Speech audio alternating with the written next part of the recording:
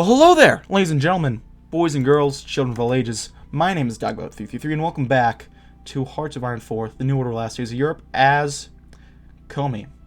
Now, in the last video, we were doing our best to hold the center. We actually put our eyes straight ahead to hold the center. And now, it's time for the interlude.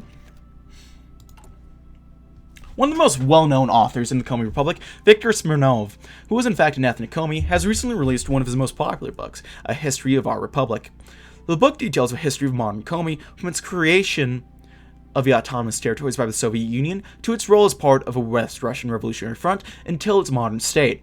The author has in fact lived through almost all of this entire era, and as such has had a first-hand experience that helped him write this book. Critics have acclaimed this book, which combines elements of historical literature with Smirnov's own experiences throughout his life in a way that appeals to all readers. The History of the Republic has skyrocketed in popularity days within its release among both ethnic Russians and natives. The Komi themselves also appear to be satisfied with the image presented, and point to the modern problems mentioned as well as the need for equality and respect from their compatriots.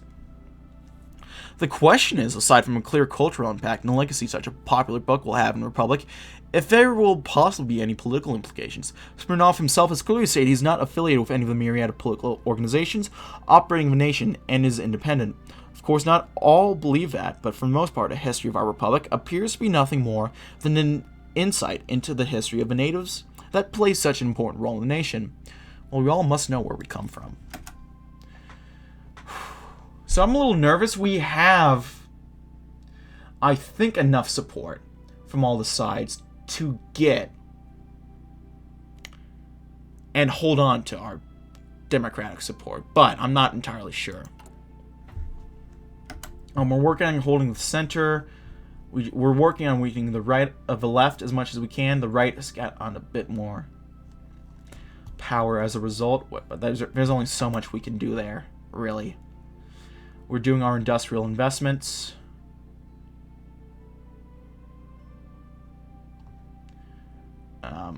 We tried to order some anti-tank weaponry, but that didn't work out.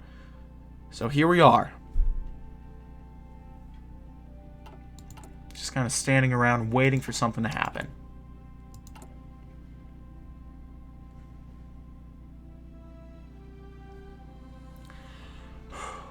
We have, how long do we have? We have 6 days. Because things are getting pretty calm right now. Which isn't a bad thing, but it's a little concerning.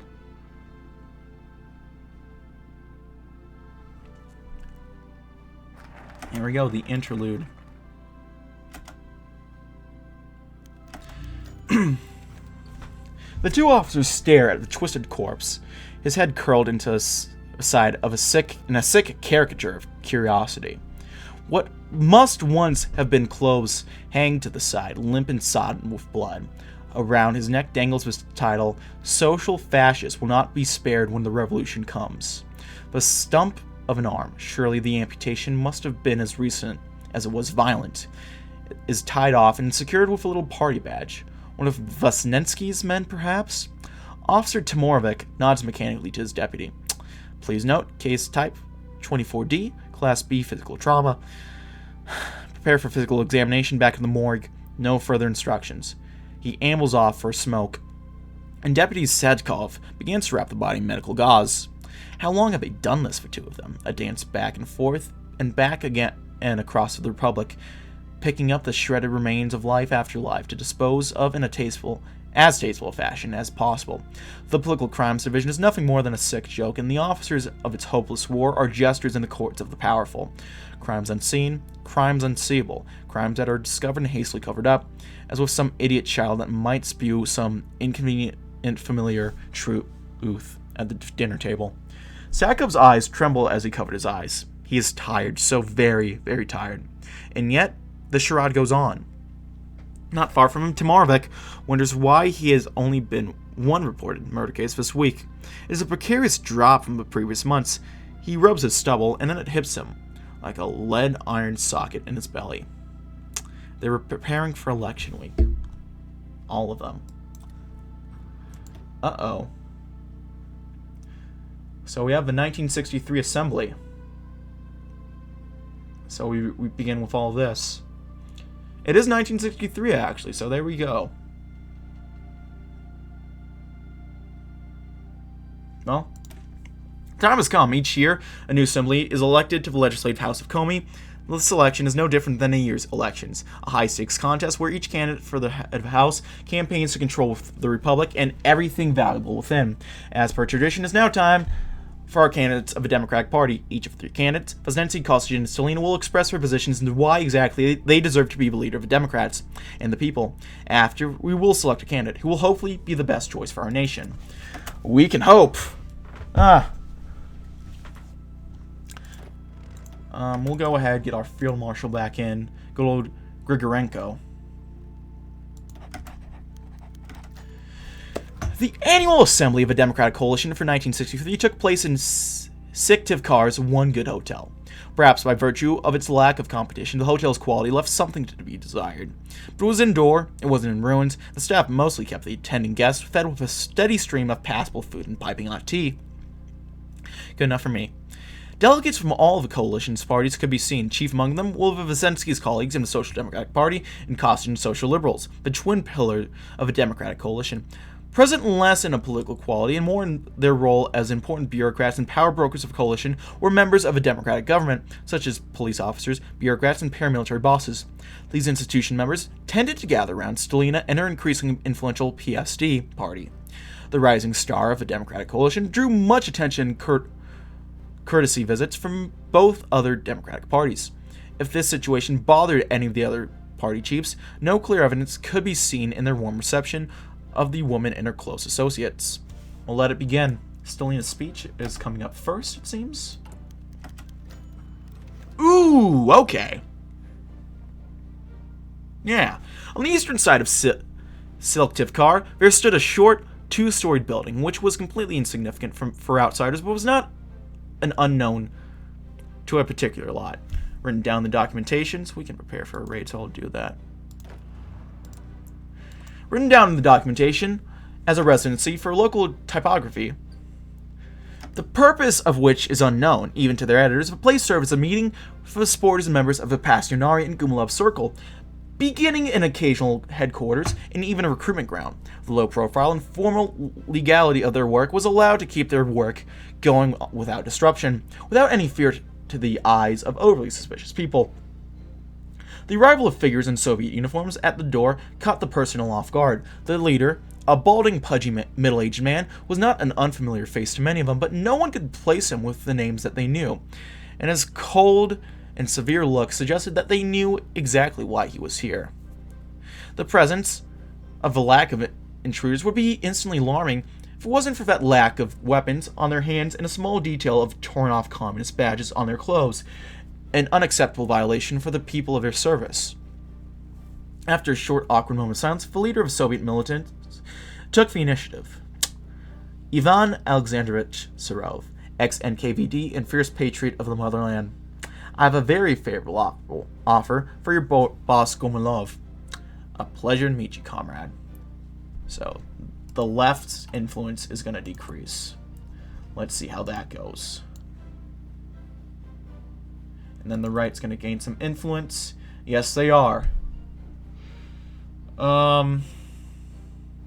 Raise confidence in democracy. That's the best we can do right now.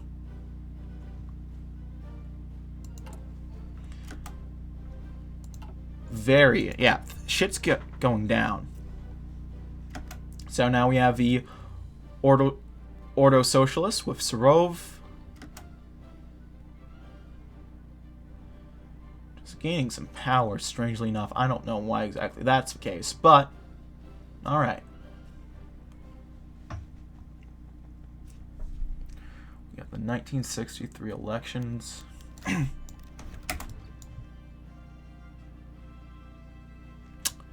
Suslov drummed his finger against the mahogany table, gaze sweeping from official to official as we entered the chamber.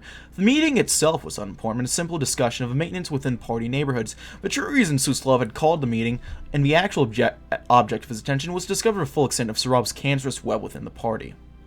Those who attended the meeting were loyal, and those that supported Surov would boycott and protest, he knew. The news of Surov's expulsion had spread like wildfire, and his ears within the lowest echelons of the party had given him a list of those who were less than pleased about the development, the most vocal of which had already been removed. What remained of Surov's power base would be too afraid to show their faces today. Suslov would use that to formally purge them once and for all. At the end of the meeting, 12 seats each sat unfilled. More than he had expected, but not damning. Suslov quickly turned to his assistant and ordered their names purged from the roster. Curious situation had developed shortly.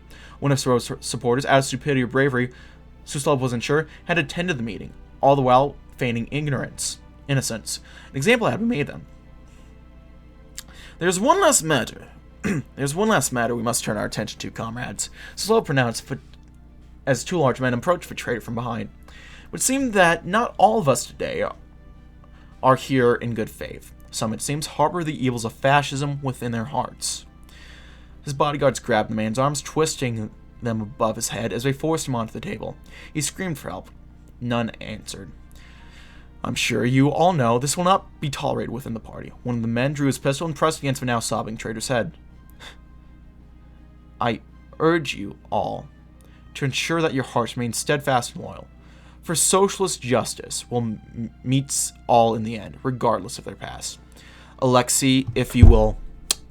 A gunshot rang for the building. Traitors do. The influence of National Socialism is not something I'm a fan of, but what are you going to do? Stalina spoke first, unattached as she was to any political organization. Her message was previsible, yet not unwelcome in these times before the electoral madness visited Syktyvkar.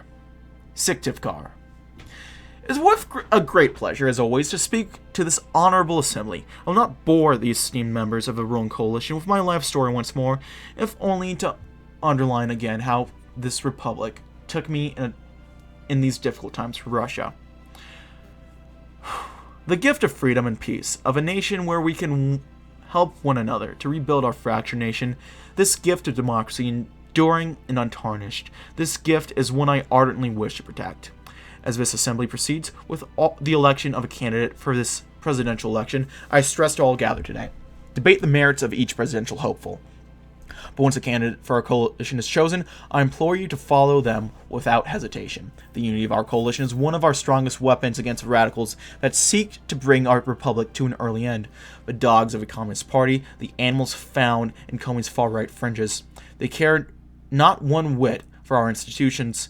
The republic must treat this contempt with her own contempt, for democracy must defend itself at any cost.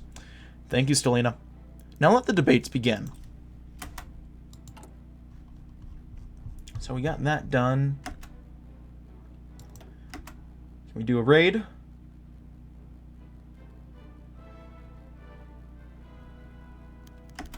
Should be paid. There we go. Let's get some new industrial equipment going.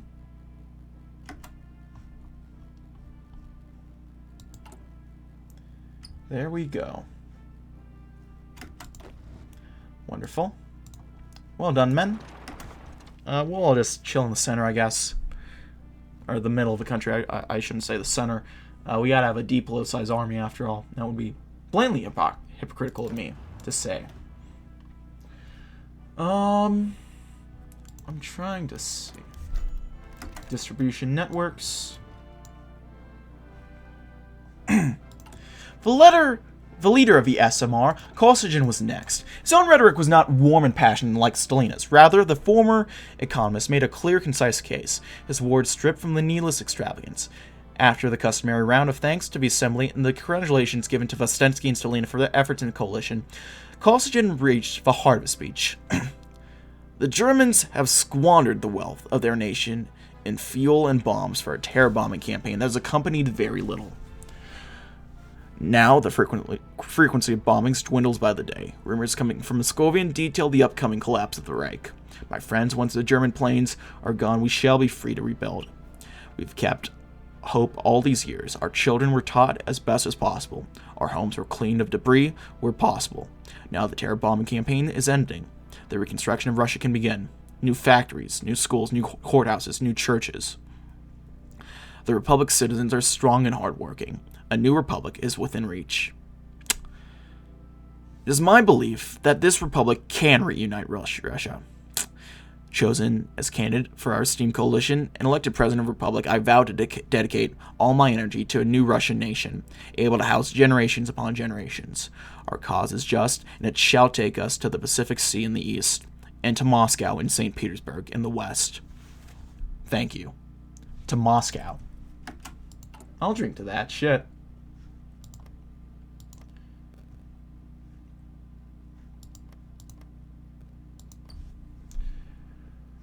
Yeah, good stuff. Good stuff.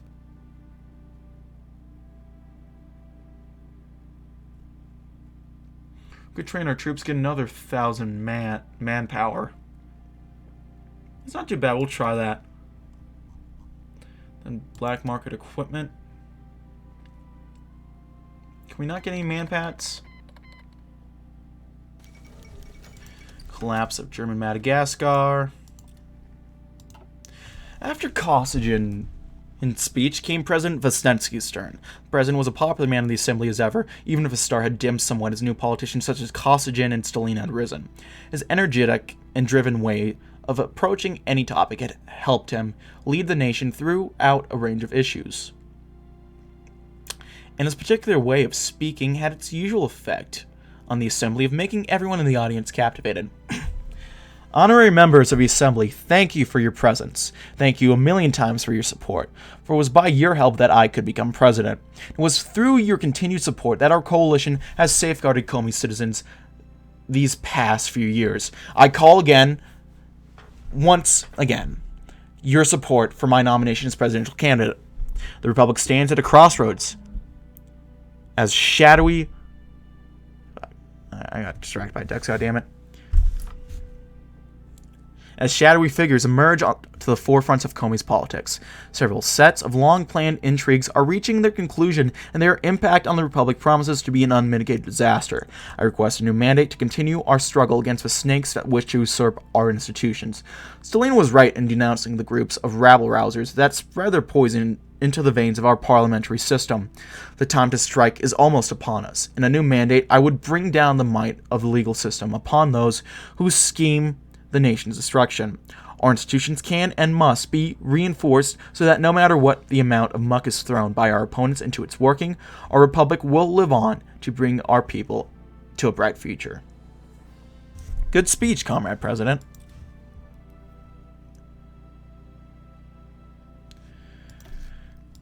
And there goes that whole war. Let's move on. Oh, we can scavenge for loot. My favorite activity.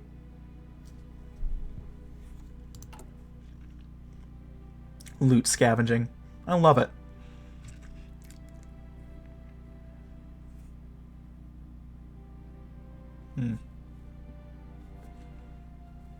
Societal development isn't the best. Our agricultural base is coming on quite nicely.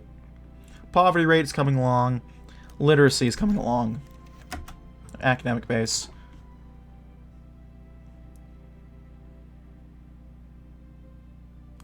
Alright, that's just a typical gun thing. So I think we might have gotten our manpats. Maybe. I don't know. With the end of his speeches, a brief interlude came. The day had advanced as each participant had given their speech. More mediocre food was shared, along with whatever good tobacco could be scrounged up. In the side rooms, a few whispered conspiratorially. Was it true that Kosygin's speech had been a dig at Stalina's expense? There were indeed persistent allegations that the rising star of Komi's politics violated the safety of the nation more than the democratic institutions. Others discussed the rumors of a secret falling out between Kosygin and Vlasinsky. All this theorizing was ended when current Vice President Rodionov called everyone back to the main assembly room. Voting was to begin on who the Democratic coalition would run. Let's see who wins a majority. Now, if I had to guess, it's probably going to be Kosygin, because I don't know how this works exactly. Kosygin announces opposition. Oh. The men stood by the sill, calmly, and waited their turn to jump. out with a crash.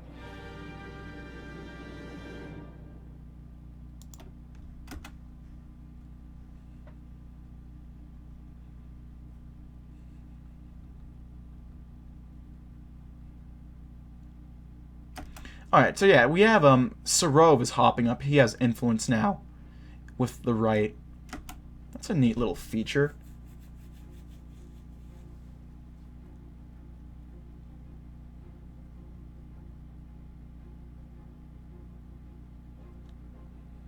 I like that. It's really really quaint.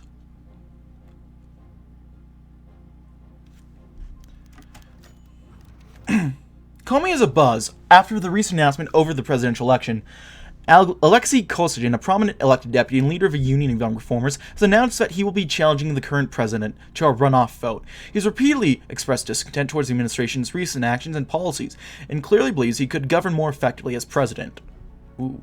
A respectful and normally quiet politician, Alexei Kosygin has continually argued for a stronger stance against extremism. In recent years, as leader of a union of young reformers, Kosygin has called for greater social equality, economic liberalization, and a focus on establishing an expanded market sector for the great prosperity of the republic.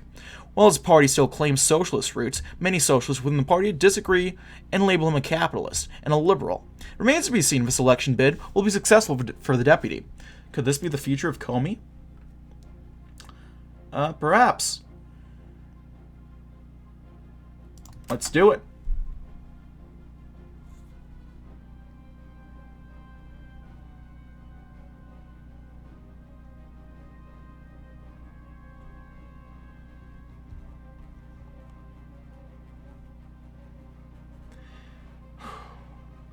Yeah, we're coming along.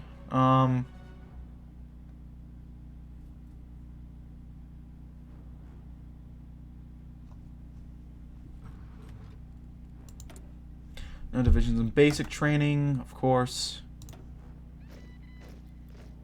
We still need anti-tank weaponry. But we're still we're building up slowly. Oh, there we go. The presidential election grows more complex when it was announced that the primaries have ended in favor of Alexei Kosygin, leader of a union of young reformers. With his victory over current president of the primaries, Kosygin has now become the new candidate for election. While some expressed doubts over Kosygin's decision to run in the elections, these worries have been squashed as Kosygin rallies his supporters, urging them to vote in the polls for a better, more prosperous Komi. Many within Komi suspect that Kosygin has already started drafting his first presidential policies, and expect to see many reforms to the market sector and general liberalization of Komi's currently limited market economy. The Komi Communist Party in particular has begun rallies calling for unity and oppression, not in opposition to capitalism. The newspapers and radios have been dominated by election news and political debates. Currently, the polls look bright for Alexei Kosygin and the Union of Young Reformers. Well, onwards to the polls. I like that picture of him just kind of clapping. It's nice. I like it. So the assembly will be figured out soon enough. We'll see what happens.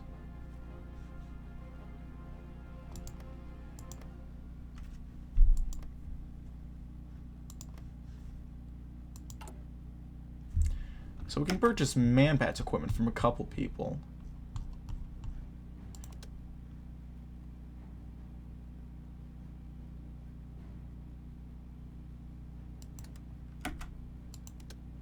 We'll try doing that, I guess. King Ferk is dead. Turns out a diet of coke, and I make that joke a lot. I'm gonna stop making that joke. Because we all know it was Bergen who actually killed him.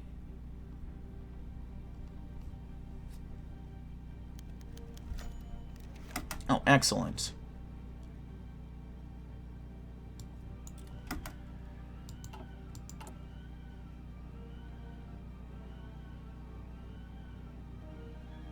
And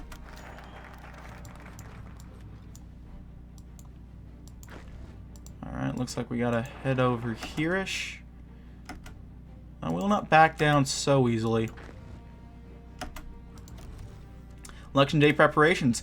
An election is not something that can be organized on the spot, even if the radicals believe otherwise. We must now begin the process of readying the poll booths, sending out flyers, organizing locations, and more of the standard procedures that bore our legislators to no end. As usual, we can call up ready volunteers to do the duty of democracy and do these tasks for us. And in all of this, of course, we must also be aware of the radicals, for their ideas of preparation is something much more sinister.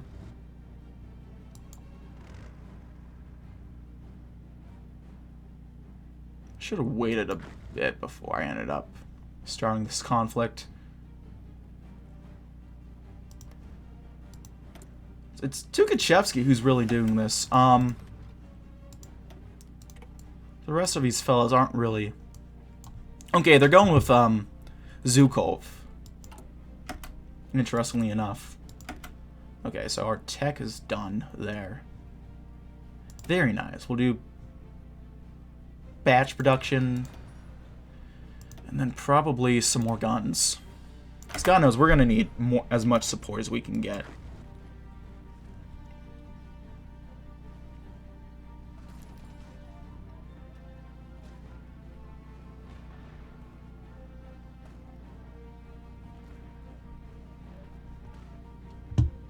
Yeah, just let them tire out their troops. There we go. Got some more guns. Ooh, we got that infantry equipment. We actually have all the anti-tank. We just need artillery support equipment. The whole shebang. We can raid against frontline. Probably a raid against St. George, which we'll go ahead and prep for, and then probably some workers would be good.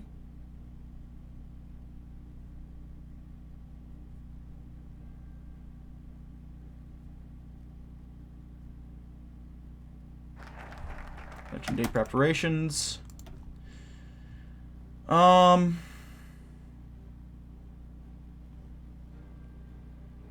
Ensure internal stability. In recent days, it's been reported that our party is a mess in certain areas, such as the fact that debates over something trivial can run hot and wild between our deputies, as well as growing factionalism and the refusal of cooperation between party members.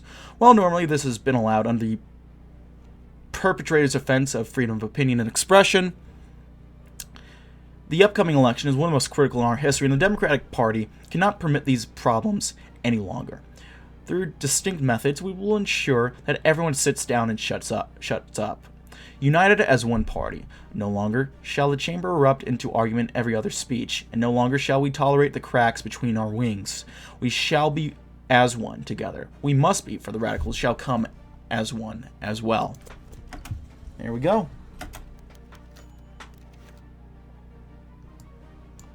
Now we'll go and raid.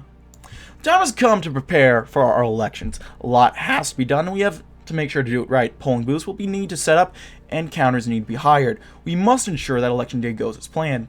Of course, we are presented with a few options to make sure the election goes how we want to. We could make it easier for our voters by easing up registration and making sure we have enough polling places. This would make sure everyone ends up with the chance to vote. However, that could come with the cost of giving the opposition and radicals too much power. Could be safer to invest in some voter suppression in the pillarized neighborhoods. That means we wouldn't need to worry about some undesirable people starting to meddle with our democracy. We need to make a choice. Our very democracy could hang in the balance. You know what? We're a democracy. People need to vote.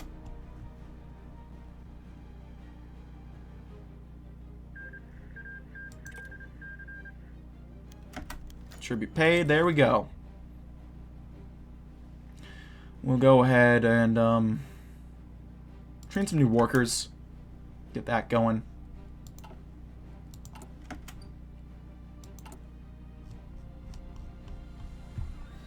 Manpats, infantry. I don't really care about that. Artillery would be nice.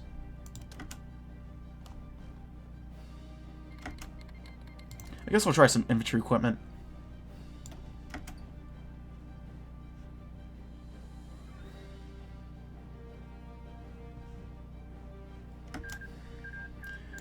Hopefully that'll work sooner rather than later.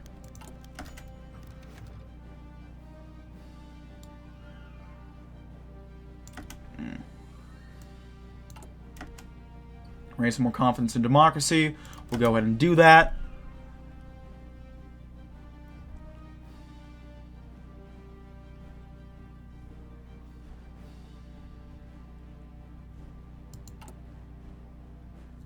All we have to do, we gotta ensure our stability internally is fine. Because goddamn, the Clash of Shadows is really starting to screw us a bit. Goddamn. Serov is gaining way too much power for my liking. Holy shit.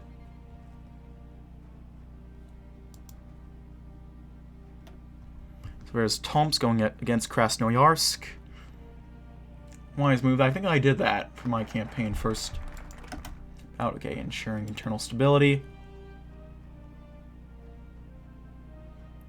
Watch the Radicals. The Radicals have never believed in the democratic process, even if they say otherwise. While they have been rather quiet in the days leading up to the election, it's always possible that they may come out of the shadows at any time. Chessmaster on either side still has aces up their sleeve, and there is no telling what exactly they have in store.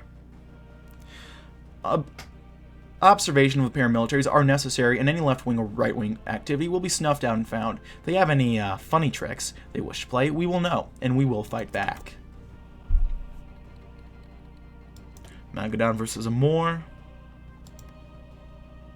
We'll see what happens there. Buryatia has a pretty solid lead, I'd say.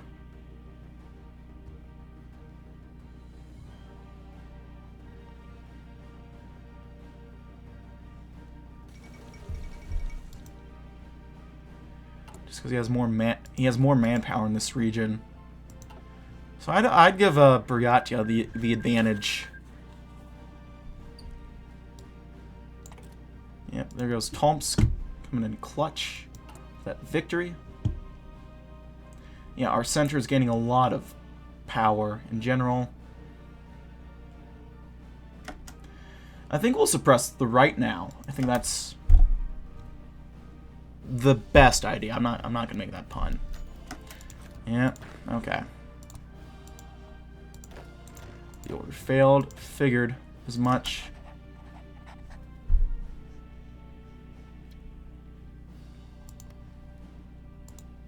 What's going on, Vyatka? Start of a recovery.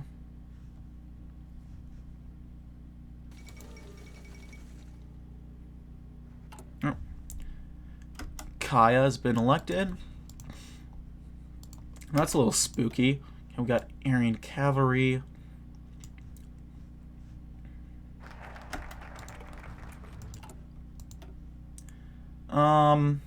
Protect the people. Persons should always feel safe in their homes, whether from the inside or out. While they do not dare touch our cities, bandits and thugs have been known to roam the countryside, seeking to rob and maim to their heart's content. In addition, the German bombings have been a constant source of casualties, blasting apart anyone that is unfortunate enough to be near their dastardly weapons. People cannot vote if they are busy with other things, such as, I don't know, surviving. Therefore, we must embark on a program to cleanse the bandits from our countryside, guard our borders from any foreign incursions, and defend ourselves from the air raids. Only then shall democracy flourish. That works for me. Let's see what.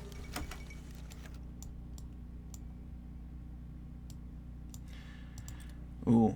We need to keep an eye on the radicals and ensure they don't subvert the election process for their own goals.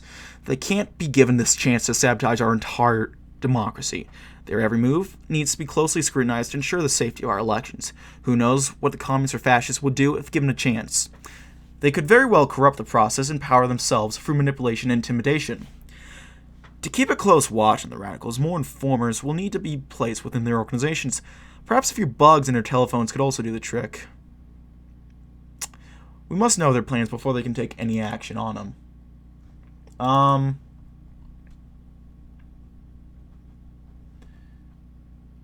Let's bug the fascist house.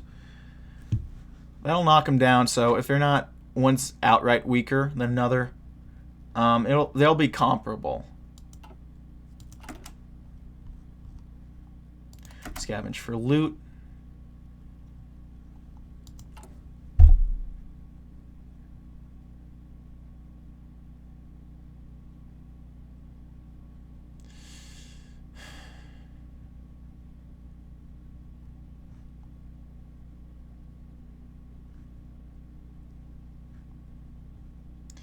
These commies are allied. These colors are allied, and then these colors are allied. I'm trying to figure out how this is all going to work out.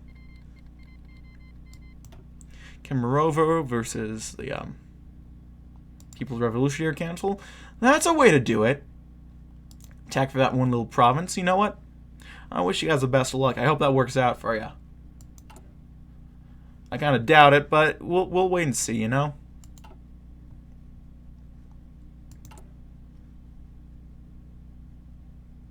Training new workers. Very nice.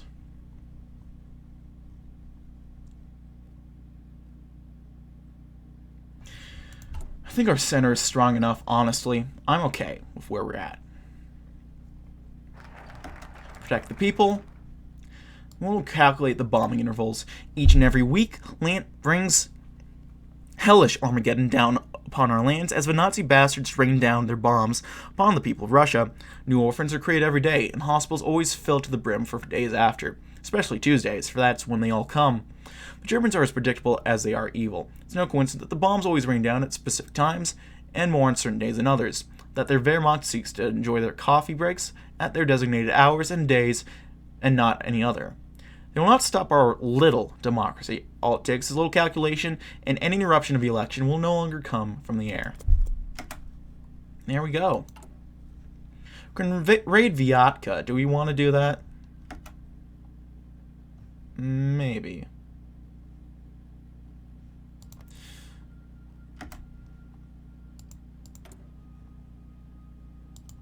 Imperial detachment.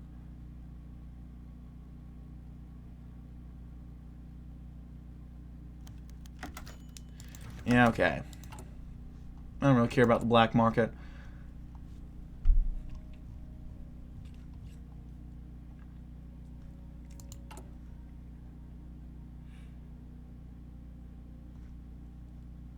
Actually, I do kind of care about the black market.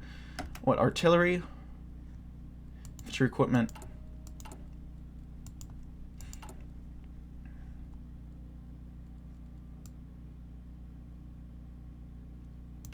I don't know if I have any of that, though. That's the thing. I'll turn that little thing off.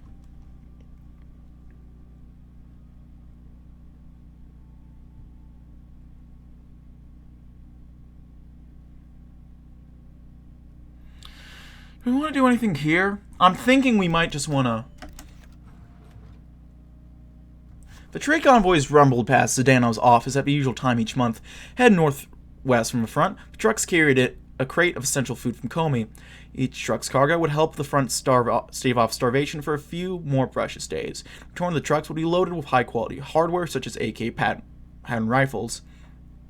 Zhdanov's mind had never turned to the front itself. He missed his comrades in the front, hard-working men that kept up the fight for the internal workers' revolution. Zhdanov remembered the long fight to Syktyvkar, the panic caused by the bombings. In the aftermath, the politician had found himself stranded in Komi, involved himself with the burgeoning local communist movement. Still, the front, held by only a few threads. Zhdanov had often thought of returning there, but the Red Army's precarious position made it a losing proposal. Better for the revolution to take over Komi first as a base of operation. Always of use. Ooh. No, I don't like what that really implies, personally. Log does one in Eden Kostroma. Interestingly enough. Yeah, they're just still working on food security. I know whenever Voroshilov dies, that's when their tree kicks off. Vyatka, they're seizing convoys. Yeah, we all have time to figure out City of Slaughter.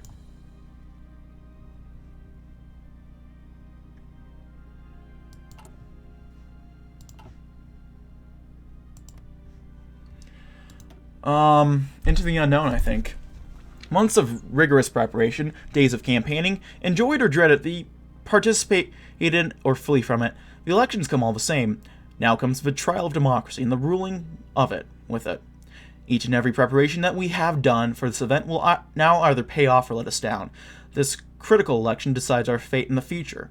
Some doubt our chances and others wish us dead, but no matter what happens, democracy will always prevail in the end.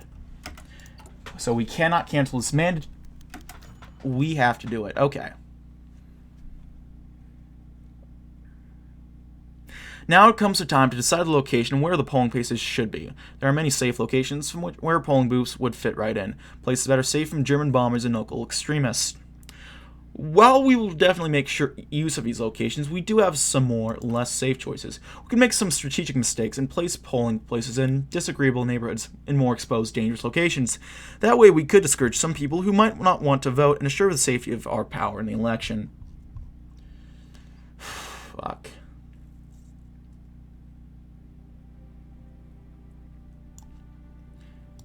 We'll do it. Fuck it. That's a little shady. A little shitty, but we gotta do what you gotta do, you know? So we have significant power, but not strong anymore. An ultimatum.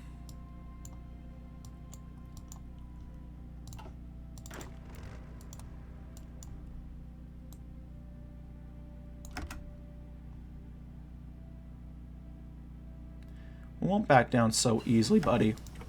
Especially from a shitty little nation that's going to be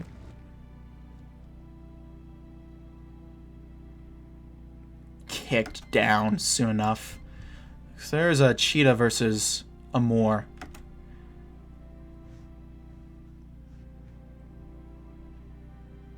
That might honestly come in clutch and help him win the day. There we go. Get some more rifles. Support weapons.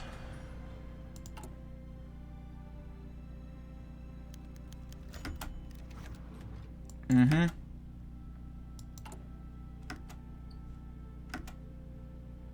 could raid against Gainey. We might as well do. He needs a while for like another 7 days. Okay.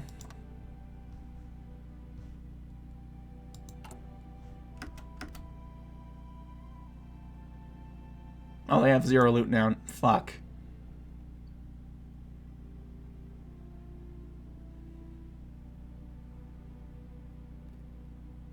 Really? Oh no, they still have 1 loot. Threaten them. They refuse tribute. Okay.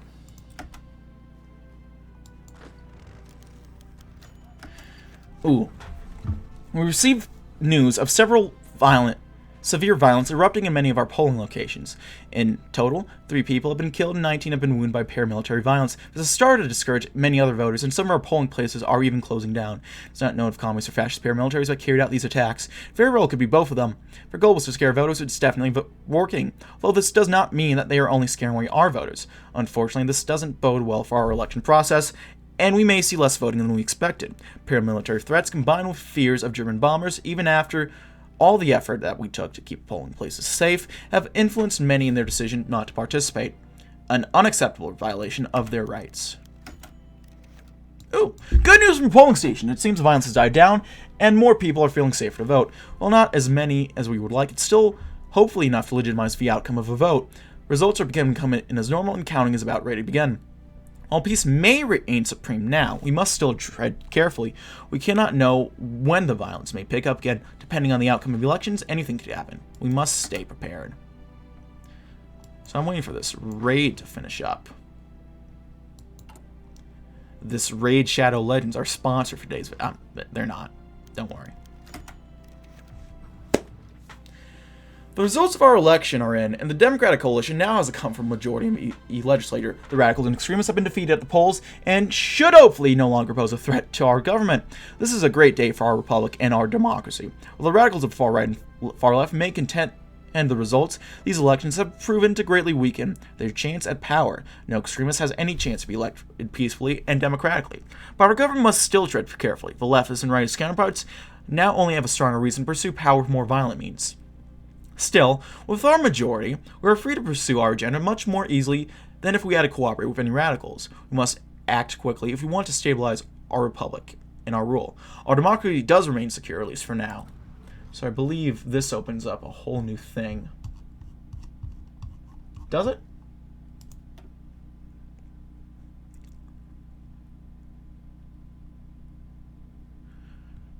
Whew.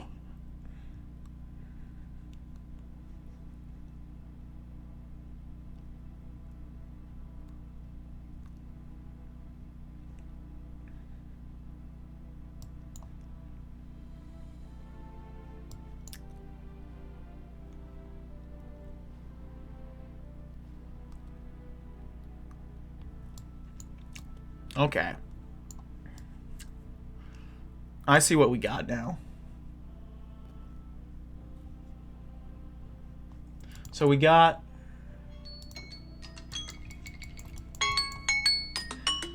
we gotta cut it here, folks, actually. So thank you for watching, as always. If you liked the video, go ahead and leave a like. If not, feel free to dislike. If you want to see more of this content in the future, go ahead and hit that subscribe button for more uploads every weekday, as well as every Saturday. If you have any comments, feedback, concerns, anything of the sort, go ahead and leave the comment section below. I read all the comments I get, and I appreciate any all feedback kind of folks have for me. If you want to send a few bucks my way, go ahead and check out my Patreon, down link below. If you want to chat or play games or do any fun stuff like that, check out the Discord. The Discord. And if you want to watch me do sort of stuff live, check out my Twitch, all of which are down in the links below. Thank you, as always, for watching, ladies and gentlemen. My name has been Doggo333. I'll see you guys next time. Goodbye.